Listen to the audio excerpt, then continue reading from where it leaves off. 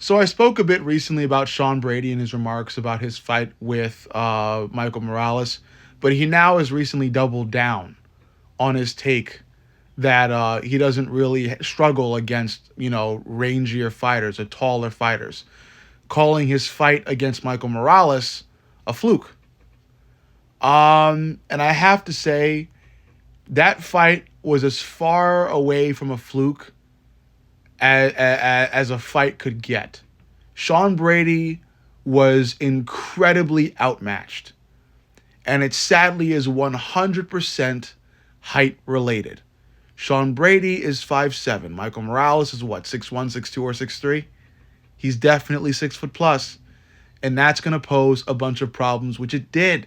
Sean Brady swung at Michael a lot in that fight, even kicked, and couldn't quite meet his mark with any of them, with any of the facets of striking that he utilized.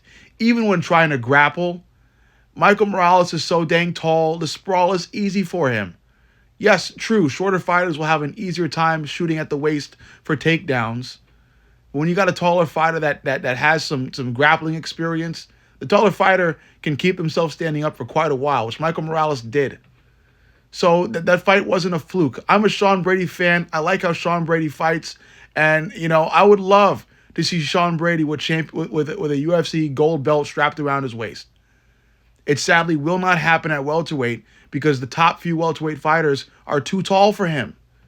I have the same issue with Ilia Topuria and his goal of becoming triple champ. There are a lot of mean, lanky fighters at welterweight that are waiting for these short guys to step up.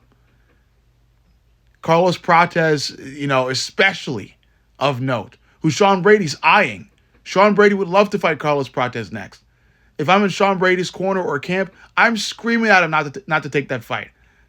At this point, I want Brady to move down and wait, because if he wants the belt that bad, he's gonna have to cross paths with a Carlos Prates or maybe with Michael Morales in a rematch, and that fight goes the wrong way for him every time because those fighters are too tall for him.